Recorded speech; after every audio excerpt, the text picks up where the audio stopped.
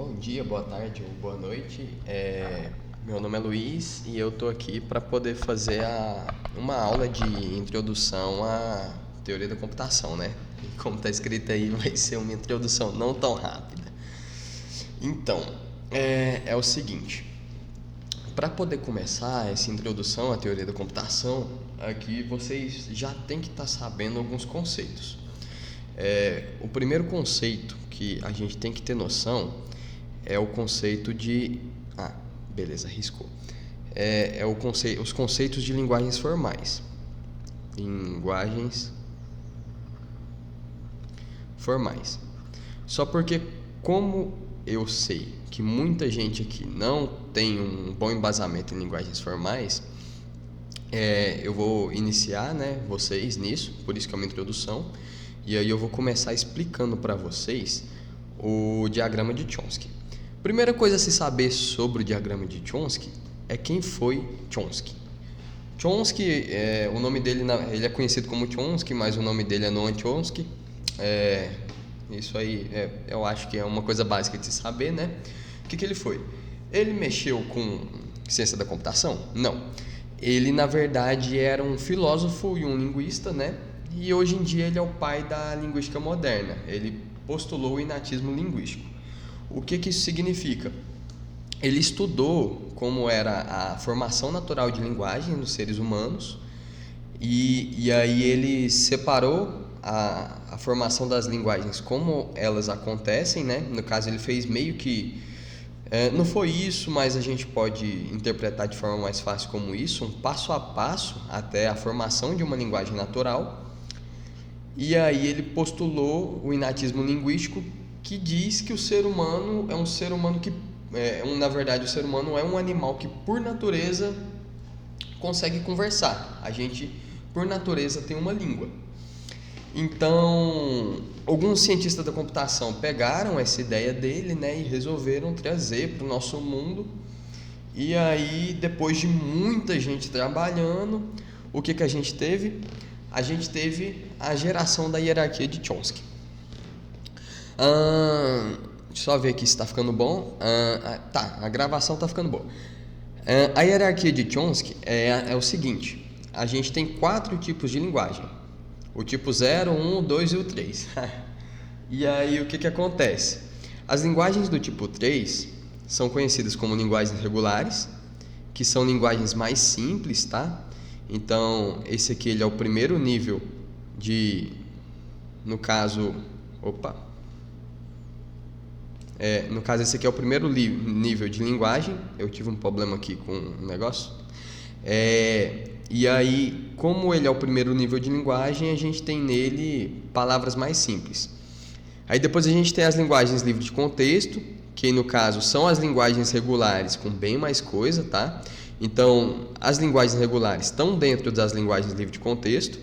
E aí, se a gente acrescentar mais coisa na linguagem do tipo 2, que é a linguagem livre de contexto, a gente vai ter uma linguagem sensível ao contexto, que são as linguagens livres de contexto, ou seja, isso inclui as linguagens regulares, as linguagens livres de contexto e alguma coisa a mais que torna a linguagem sensível ao contexto, certo? Até agora é mais ou menos isso. E aí depois a gente tem as linguagens do tipo 0, que são as linguagens enumeráveis recursivamente. Ao longo da aula vocês vão entender, na verdade, o que se acrescenta em cada uma. Para poder começar a falar realmente de linguagens formais, a gente começa falando de formalismo reconhecedores, ou seja, todas essas linguagens, tanto a do tipo 0, quanto a do tipo 1, quanto a do tipo 2 e a do tipo 3, tem todos, tem esses formalismos aqui, mas para algumas não foram descobertos, certo? A gente tem que ter, elas não têm todos, mas elas têm e não foram descobertos.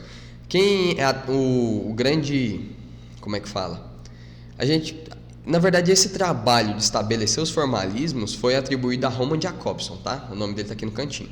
Então, a gente tem os formalismos. Tem o formalismo operacional, tem o formalismo axiomático e tem o formalismo denotacional. O formalismo operacional, ele é caracterizado pela existência de autômatos, certo? Então, o operacional são os autômatos são o formalismo reconhecedor, isso. Aí depois a gente tem o formalismo axiomático, que ele é pelas gramáticas, e a gente conhece ele como formalismo gerador. E aí depois tem o formalismo denotacional, que como o próprio nome já diz, ele denota, então meio que você tem que fazer uma fórmula matemática para denotar uma linguagem, independente do tipo dela, e ele é caracterizado pelas expressões. Eu falei para vocês que todas têm esses aqui, mas nem todas têm o denotacional, ou pelo menos não tem o denotacional descoberto. No caso, esse formalismo aqui, ele gera muitos estudos acerca da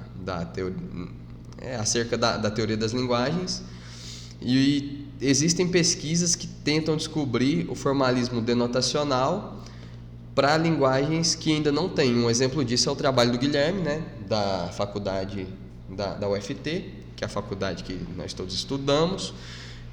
Ele criou um operador, né, que expande o formalismo denotacional, que antes era pertencente só às linguagens regulares, para as linguagens livres de contexto. E aí, o que a gente tem depois disso? A gente tem, primeiramente, o que é uma linguagem regular. E, na verdade, para poder falar para vocês o que é uma linguagem regular, eu não posso chegar aqui e falar, uma linguagem regular é só isso. É melhor eu dar um exemplo para vocês, para poder ficar melhor entendido. Então, o que acontece? Linguagens regulares são, no caso, um conjunto de linguagens composta apenas por palavras. De preferência, palavras com uma letra só, mas de repente palavras com duas letras podem ser reconhecidas. Me dá um exemplo, Willis. Por exemplo, no português a gente tem a palavra casa, certo? Palavra casa, simples. Essa palavra aqui, ela pertence às linguagens regulares? Com certeza. Por quê? Porque eu posso muito bem pegar um autômato e fazer ele aqui para reconhecer a palavra casa. Para poder dar um exemplo para vocês, eu vou falar... Na verdade, eu acho que eu já vou falar dos autômatos agora. Vou aproveitar isso aqui. Deixa eu só pegar minhas anotações aqui. Autômato regular. Autômato, no caso são os autômatos finitos. Os autômatos finitos, o que eles são? Eles são definidos como uma quíntupla, certo? Autômatos. Já vou deixar aqui escrito, que depois, se precisar, eu volto. Autômatos finitos. Eles são uma quíntupla. Essa quíntupla é composta por, no caso, eu vou colocar aqui, no caso eu vou deixar DFA, mas não é, autômatos finitos não é bem DFA, vocês vão entender melhor daqui a pouquinho. Eu tenho um diagrama para explicar isso para vocês. Eles são todos os autômatos são uma quíntupla composta por símbolos Q, sigma, o deltinha, o Q0 e o F. E o que cada um desses é? O Q é o conjunto de estados do autômato. É o conjunto de estados. O sigma, ele é o alfabeto de entrada do autômato. Então, esse alfabeto ele tem que ser finito, tá? Não pode ser um alfabeto infinito.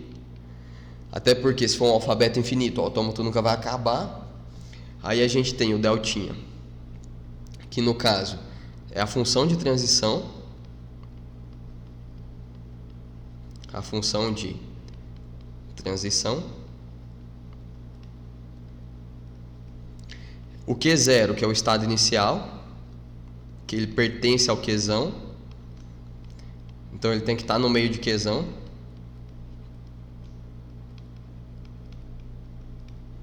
E aí a gente tem o F, o Fzão. O Fzão, que é um subconjunto de Qzão, que são os estados finais.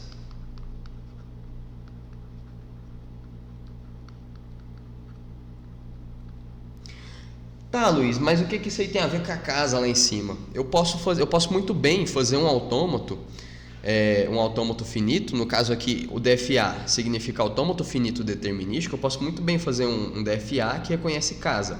Então, por exemplo, como é que eu faria? Eu tenho o estado inicial, que no caso é o meu Q0. Ele, quando entra um C, ele vai para Q1. Quando entra um A, ele vai para Q2. Quando entra um S, ele vai para Q3. Quando entra um outro A, ele vai para o estado final, que é Q4. Então, o que acontece? Esse nosso autômato aqui só reconhece a palavra casa. Tá, mas ele é finito determinístico? Não. Por quê? Porque para um autômato ser finito, ele tem que ser assim, ele já é finito, certo? Mas ele não é determinístico. Por quê? Porque não é determinado o que acontece quando entra outros tipos de letra. Ah, como assim, Luiz? O nosso alfabeto aqui, ele é o quê? O nosso alfabeto, para a palavra casa, ele é um conjunto composto por C, A e S, certo? Então, no caso, no nosso autômato, ele só reconhece letras C, A e S. Mas ele reconhece só a palavra casa, só a palavra sozinha, casa. Eu sei o que acontece se entrar um C no Q0, sei o que acontece se entrar um A no Q1, sei o que acontece se entrar um S no Q2, sei o que acontece se entrar um A no Q3. Mas e se, por exemplo, entrar um S aqui no Q0? Vamos supor que entrou um S. O que acontece? A gente não sabe. Então, para tornar ele determinístico, a gente tem que criar um estado para caso entre qualquer letra em qualquer estado. Se entrar um S aqui, eu consigo escrever casa? Não consigo, porque se entrar, mesmo que entre qualquer coisa depois do S, ficaria S casa, por exemplo. A palavra S casa. A gente não quer reconhecer S casa, a gente só quer reconhecer casa. Então, o que acontece? Eu vou jogar o S para cá, para um estado novo. E se entrar um A, eu escreveria a casa. Eu também não quero escrever a casa. Então, se entrar um A, eu vou jogar para um estado novo. Depois a gente vê o que a gente faz com esse estado. Tá, agora a gente tem aqui que o alfabeto inteiro está definido em Q0. Então, se entrar qualquer letra em Q0, eu sei exatamente o que eu faço no autômato. Tá, mas em Q1 eu sei o que acontece? Não, eu sei o que acontece só se entrar A. Então, se entrar C ou S, eu não sei o que acontece, mas se entrasse C ou S, eu não poderia escrever casa, né? Eu escreveria no máximo C casa ou CS casa. Então, no caso, eu vou jogar para um estado novo, porque eu quero que o autômato só reconheça o que tiver em casa. Se for casa, ele reconhece. Se não for casa, não vai reconhecer. Aqui no Q2, eu só sei o que acontece se entrar o S. Então, se entrar o A ou o C, o que eu vou fazer? Vou jogar para o mesmo estado. No Q3, mesmo problema. Se entrar, no caso aqui, um C ou um S, eu vou jogar para esse novo estado. E no Q4, eu não quero que entre mais nada, porque como Q4 é o estado final, quando eu estiver aqui, eu já tenho a palavra casa escrita. Então, se eu cheguei aqui, no mínimo eu tenho casa escrita. Então, se entrar C, S ou A, eu não quero mais nada. E esse Q5 aqui, se em qualquer momento chegar aqui, quer dizer que escreveu alguma letra que não pertence à casa. Então, a gente chama ele de estado morto. Então, se chegou nele aqui, não é a palavra casa, então não preciso reconhecer. Aí, no caso, todos os estados aqui, tem pelo menos uma letra saindo deles. É por isso que ele é determinístico. Isso é um autômato finito determinístico. Poderia entrar em explicação de gramáticas e expressões regulares para vocês, mas por enquanto, para a disciplina de teoria da computação, o que importa é o entendimento do formalismo operacional. Os outros formalismos eles vão ser importantes mais para frente, mas como o tempo é curto, eu vou tentar dar uma encurtada para vocês. Continuando falando das linguagens regulares, a gente tem aqui os formalismos, né? O formalismo operacional de linguagens regulares inclui os autômatos finitos. O formalismo axiomático inclui as gramáticas regulares, certo? Então, no caso, o formalismo gerador o nome dele é gramáticas regulares. E aí tem o formalismo denotacional, que tem as expressões regulares. Uma expressão regular é basicamente você pegar o alfabeto e aplicar operações nele para dizer o que aquela gramática gera. Se vocês quiserem, eu posso mostrar isso para vocês, mas eu não vou entrar porque, como eu disse, o tempo é curto. Aqui a gente tem um diagrama dos autômatos, né? Os autômatos finitos, eles se dividem em autômatos não determinísticos, que é o autômato finito não determinístico. Quando eu estava fazendo o autômato da casa, aquele autômato que não tinha todos os estados definidos era não determinístico. E aí a gente tem o autômato finito não determinístico com movimento vazio. Esse movimento vazio é interessante porque dá para a gente fazer várias aplicações com movimento vazio para facilitar, no caso, o processamento do autômato no cérebro. Mas para o computador, o ideal é a gente fazer autômatos determinísticos, porque os determinísticos do computador vai rodar mais rápido. E aí, como determinístico e parte dos autômatos finitos, a gente tem o autômato finito não o autômato finito determinístico. Mas aí o que acontece? Para o conjunto das linguagens regulares, e aí eu tenho que especificar aqui que é para o conjunto LR, todos esses autômatos aqui são equivalentes. Então, um autômato finito não determinístico com movimento vazio é mais fácil de interpretar. No entanto, o reconhecimento dele se limita às linguagens regulares, assim como o finito determinístico. Então, se eu tenho um autômato finito determinístico, eu consigo fazer uma conversão para ele ser não determinístico com movimento vazio, consigo fazer vice-versa. Eu posso fazer também essa transformação do não determinístico com movimento vazio só para o finito não determinístico, e eu posso fazer isso aqui. Porque todos eles têm o mesmo poder computacional, reconhecem o mesmo tanto de linguagens, então eles são extremamente equivalentes. É importante saber disso. Para as linguagens regulares, todos os autômatos são equivalentes. Então, não importando o que eu tenho, em qual autômato eu estou, eu consigo transformar ele em outro autômato, porque eles são equivalentes e reconhecem a mesma, no caso, o mesmo número de linguagens. Passando dos autômatos, né, a gente tem as gramáticas regulares, que no caso é o que gera as linguagens regulares, né? Que aí a gente tem a gramática regular unitária à direita. Como é que ela é? Ela é desse tipo. Ela geralmente tem no caso, as gramáticas regulares, né, elas têm o estado inicial, tem no caso um conjunto de expressões. Só porque como ela é regular unitária à direita, as expressões geram coisas do tipo: ou tem o símbolo terminal, ou uma variável, com símbolo terminal à direita. Somente um, tá? E aí a próxima variável tem, no caso, segue a mesma regra, né? Ou é um símbolo terminal, ou então um símbolo não terminal, só um, ou então um símbolo não terminal com alguma coisa à direita. Esse símbolo aqui é o vazio, tá? Então, quando ele aparece, ele meio que desaparece. Ele não é espaço, ele também não tem tamanho. No caso, em uma string, se você tem esse símbolo aqui, o tamanho desse símbolo é 0, porque esse aqui é o símbolo vazio. Aí a gente tem a gramática regular à direita, né? Que ela libera você colocar mais de um símbolo à direita, mas somente à direita. A gente nunca pode colocar numa gramática regular à direita coisas à esquerda, tá? Então, ou é um terminal, ou é um não terminal, ou é um não terminal com coisas à direita, nunca à esquerda. E aqui você pode colocar quantos você quiser. Na unitária você só pode colocar um. Na regular à direita você pode colocar quanto você quiser. Se você quiser colocar, sei lá, 100 As, pode colocar. Haja papel para você escrever, mas pode colocar. E aí a gente tem a gramática regular unitária à esquerda, que no caso, se é direita eu só posso colocar, se a unitária é direita eu só posso colocar um símbolo à direita. Na unitária à esquerda eu vou ter coisas que só pode colocar ou um símbolo terminal ou um símbolo não terminal, que no caso um símbolo não terminal é uma variável, tá?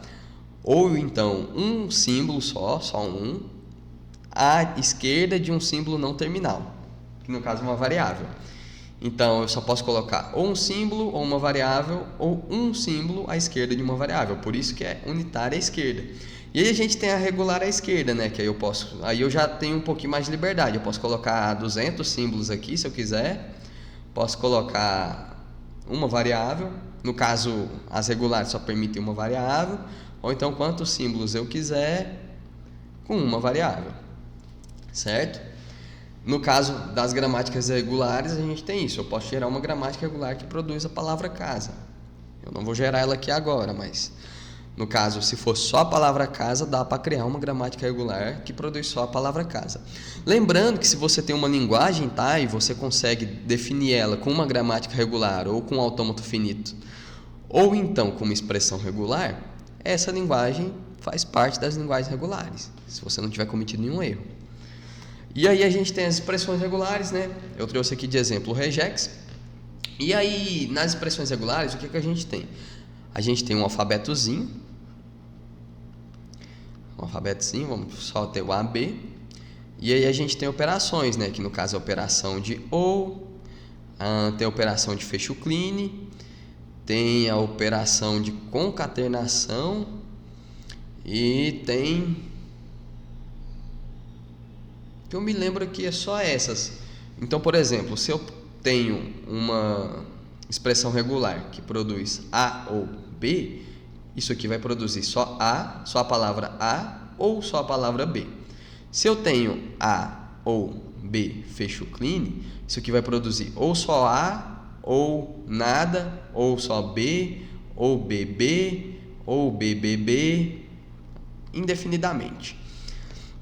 Se eu tiver alguma coisa assim, ó, A ou B, o fecho clean aplicado nisso aqui tudo, eu posso produzir ou nada, ou A, ou B, ou AB, ou B, ou ou B, ou BBB, infinitamente. No caso, eu produzo sempre combinações de A e B. Então, no caso, as expressões regulares são isso. É uma fórmula que você cria, utilizando o alfabeto, obviamente, aplicando as operações. E aí, aplicando essas operações, você consegue gerar qualquer palavra do conjunto da sua linguagem regular. E aí, o que a gente tem depois? A gente tem as linguagens livres de contexto. O que é uma linguagem livre de contexto, Luiz? Você deu um exemplo aí da palavra casa e agora você tem que dar um exemplo da livre de contexto, né? No mínimo. Então, as linguagens livres de contexto permitem uma estrutura hierárquica de linguagem. Então, por exemplo, você pode criar palavras com palavras vizinhas. Então, se eu criava casa nas regulares, eu posso criar casa ainda nas livres de contexto? Posso, mas eu posso criar uma coisa melhor, por exemplo, a casa. A casa, eu chego para você e falo a casa, você fala que casa? A casa é livre de contexto, porque você não sabe de onde veio a casa, é um negócio assim que é só isso, não tem contexto, a casa. Ou então eu posso gerar palavras, por exemplo, deixa eu ver aqui um exemplo que eu tinha anotado. O menino correu. O menino correu. É livre de contexto. Correu de quê? Correu quando? Correu... o menino é bonito? O menino é feio? O menino é pequeno? Ele é baixinho? Ele tem as pernas grandes? Não sei. O menino correu. É uma coisa livre de contexto. Então, a gente consegue criar autômatos, no caso, autômatos de pilha, que reconhecem linguagens livres de contexto. E aí, o que a gente tem de formalismo? Como formalismo operacional disso aqui? A gente tem os autômatos de pilha. Como formalismo axiomático, a gente tem as gramáticas livres de contexto. E como formalismo denotacional, a gente tem as expressões regulares com um acréscimo do pushdown operator, trabalho do Guilherme, da UFT, tem mais ou menos... Já está com quase um ano que ele apresentou. Inclusive, o trabalho está muito bom.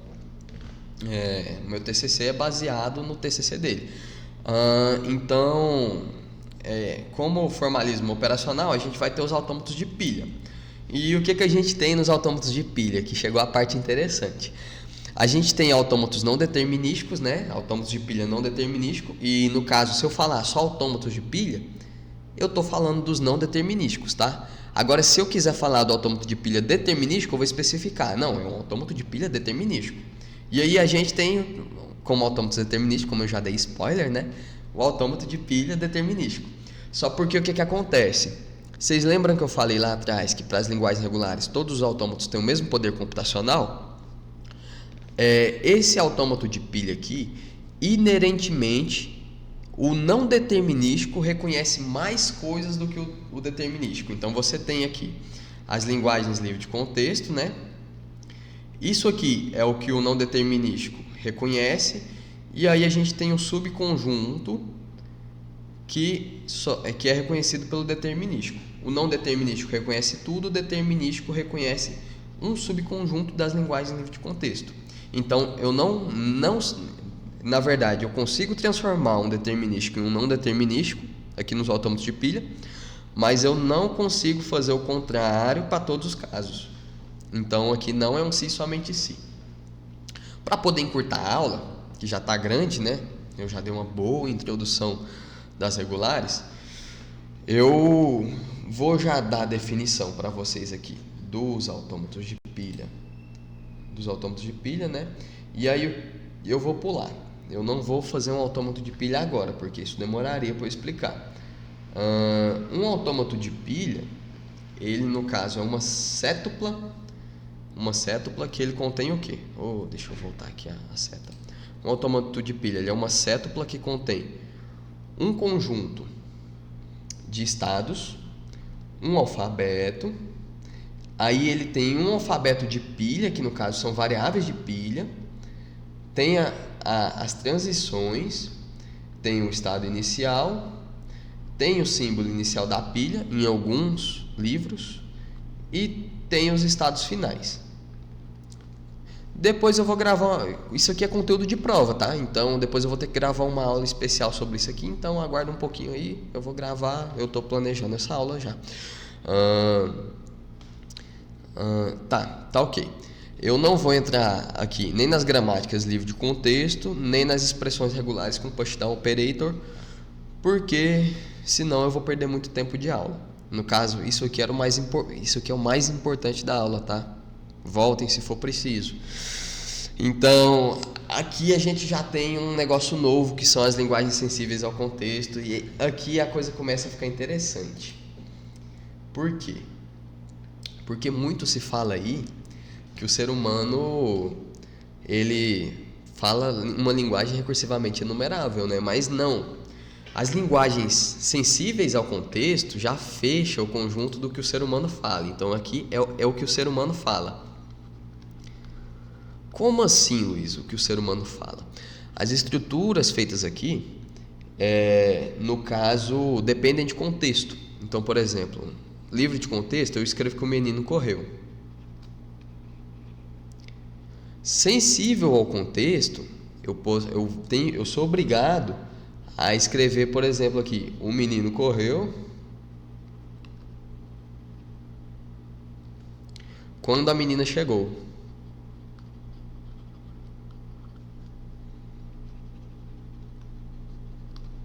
Quando a menina chegou. Mas ele correu por quê? Não, ele foi se maquiar. Então, por exemplo, aqui a gente já tem um contexto. Por quê? Porque essa frase aqui, o menino correu quando a menina chegou, ela faz sentido, ela tem um contexto, ela já está contextualizada. Por exemplo, outra frase de uma linguagem sensível ao contexto é: as meninas bonitas chegaram. Pronto, as meninas bonitas chegaram. Isso aqui faz sentido.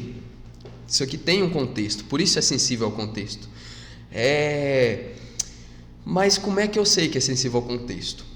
Porque eu tenho aqui o sujeito e o predicado. Por exemplo, se eu escrevesse: as meninos bonitos chegaram, faria sentido? Não, mas as meninos bonitos chegaram é livre de contexto, porque não tem que ter um sentido. No caso aqui a gente tem o sujeito, tem o predicado, o artigo está no lugar certo, o substantivo está no lugar certo, a gente tem aqui um adjetivo e um verbo. No caso aqui, o adjetivo está aqui, e por regra de português, o adjetivo ele tem que estar seguindo quem? Tem que estar seguindo o substantivo. Isso aqui é um substantivo comum. E aí a gente tem um verbo. O verbo, ele vem depois de quem? O verbo ele tem que vir depois do adjetivo, se o adjetivo estiver se referindo ao substantivo que vem antes do verbo. Então isso aqui faz um sentido. Como tem uma ordem de substantivo, adjetivo, verbo, depois do artigo, como tem uma ordem, tem uma concordância, isso aqui é sensível ao contexto. Se eu escrever: "a meninas bonitas chegaram", acabou a concordância, então a gente perdeu a sensibilidade ao contexto. Então isso aí pode ser reconhecido como livre de contexto.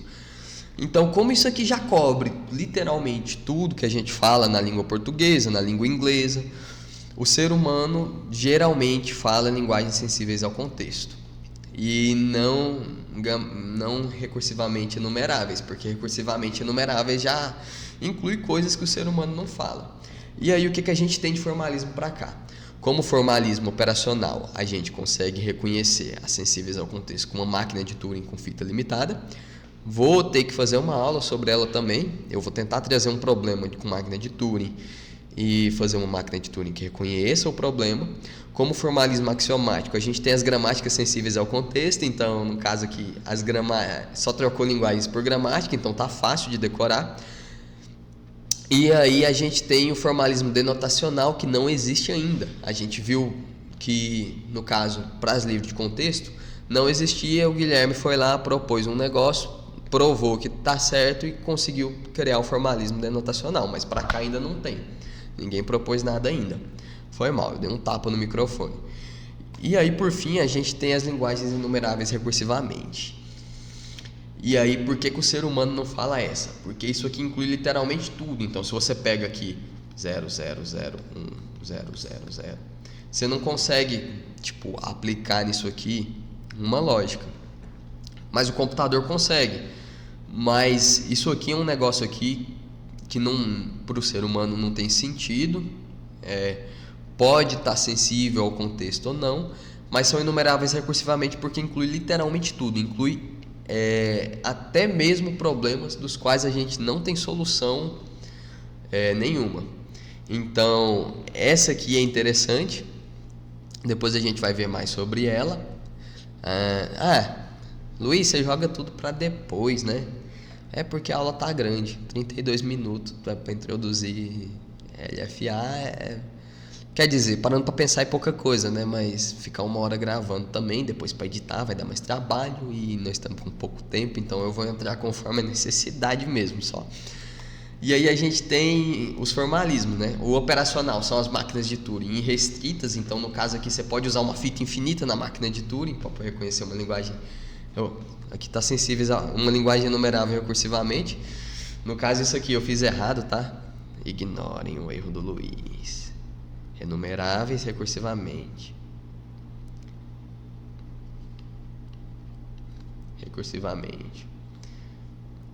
E aí a gente tem o formalismo axiomático, as gramáticas irrestritas, né? Então, no caso, inclui todas as gramáticas, até mesmo gramáticas que não fazem sentido.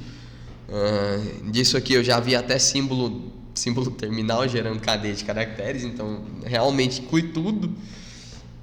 E aí o denotacional, como vocês viram, se não existe para sensíveis ao contexto, também não existe para enumeráveis recursivamente, porque a gente é uma escadinha que a gente está fazendo.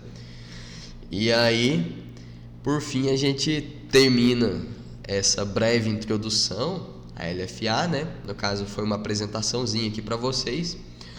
As linguagens regulares, eu vou pular, tá? Eu não vou mais voltar nelas, até porque não é o foco da disciplina. Eu já vou pular direto para o autômato de pilha e depois a gente vai subindo, porque no caso a prova é semana que vem e o negócio está em caráter de urgência. Então, no mais, agradeço vocês, muito obrigado, viu, pessoal?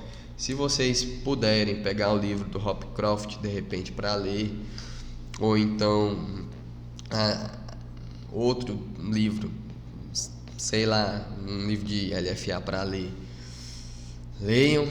Não sei se vai dar tempo, mas leiam. E eu desejo a vocês bons estudos. Até a próxima aula. A próxima, se tudo der certo, eu quero fazer mostrando os autômatos de pilha. Então, até mais.